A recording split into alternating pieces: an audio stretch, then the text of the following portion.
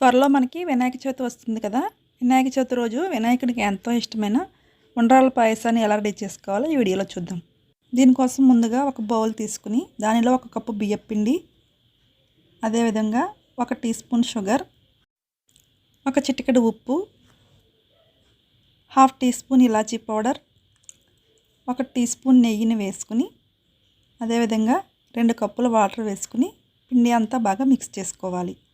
ఎక్కడ ఉండలనేవి లేకుండా బాగా మిక్స్ చేసుకోవాలి. చూస్తున్నారు కదా, పిండి అనేది ఎక్కడ ఉండలేకుండా ఈ విధంగా మిక్స్ చేసుకున్న తర్వాత ఇప్పుడు ఈ బౌల్ను స్టవ్ పై పెట్టుకుని లో ఫ్లేమ్లో కలుపుకుంటూ ఉడికించుకోవాలి. నేను ఈ ప్రసాదం రెసిపీని కంచుపాత్రలో చేస్తున్నాను.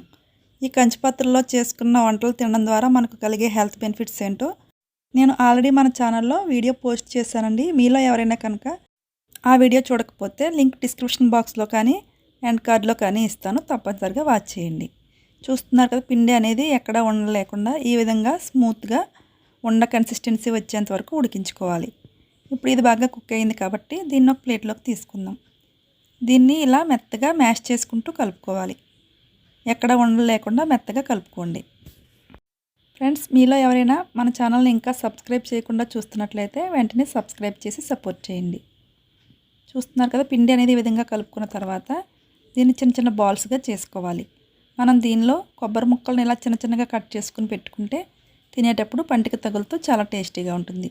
మీరు కావాలంటే కొబ్బరి ముక్కలకు బదులుగా సన్నగా కట్ చేసుకున్న జీడిపప్పును కానీ బాదం పప్పును కానీ పెట్టుకుని ఇలా బాల్స్గా చేసుకోవచ్చు.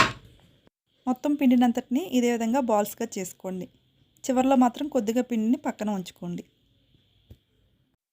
నేనైతే ఈ పాయసం కొంచెం చిక్కగా రావడం కోసం ఈ ఉడకబెట్టిన పిండిలోదే కొంచెం బాగా పక్కన తీసుకుని ఉంచుకుంటున్నాను. మీరు కావాలంటే పొడి పిండిని వాటర్లో కలుపుకుని కూడా వేసుకోవచ్చు. ఈ పిండిలో ఎక్కడా ఉండలనేవి లేకుండా బాగా కలుపుకుని పక్కన ఉంచుకోండి. ఇప్పుడు మనం ముందుగా పిండి ఉడకబెట్టుకున్న బౌల్లోకి 3 కప్స్ వాటర్ వేసుకోవాలి. ఈ వాటర్లో మనం ముందుగా నానబెట్టి ఉంచుకున్న శనగపప్పును ఒక 2 టీ స్పూన్స్ వేసుకుంటే సరిపోతుంది. అదేవిధంగా 1 కప్పు బెల్లాన్ని వేసుకుని బాగా మిక్స్ చేసుకోవాలి. ఈ పాయసం అనేది టేస్ట్ ఇంకా పెరగడం కోసం దీనిలో చిన్న చిన్న ముక్కలుగా కట్ చేసుకున్న పచ్చి కొబ్బరిని వేసుకోవాలి. దీన్ని స్టవ్ పై పెట్టుకుని ఈ వాటర్ అనేది కొంచెం బాయిలింగ్ పాయింట్కి వచ్చేంత వరకు మంటను హై ఫ్లేమ్లో కానీ మీడియం ఫ్లేమ్లో కానీ ఉంచుకుని కుక్ చేసుకోండి. ఈ విధంగా వాటర్ బాయిల్ అవుతున్నప్పుడు దీనిలో మనం ముందుగా రెడీ చేసి ఉంచుకున్న ఉండ్రాళ్ళను వేసుకోవాలి. ఉండ్రాలను వేసుకున్న తర్వాత మంటను మీడియం ఫ్లేమ్లోకి పెట్టుకుని 5 నుంచి 10 నిమిషాలు కుక్ చేసుకోవాలి. శనగపప్పు ఉండ్రాళ్ళు బాగా ఉడికిన తర్వాత దీనిలో 1/2 టీ స్పూన్ ఇలాచీ పౌడర్ వేసుకోవాలి. తర్వాత దీనిలో మనం ముందుగా కలిపి ఉంచుకున్న ఈ బియ్యం పిండి మిశ్రమాన్ని కూడా వేసుకుని ఎక్కువగా కలపకుండా నెమ్మదిగా కలుపుకోవాలి.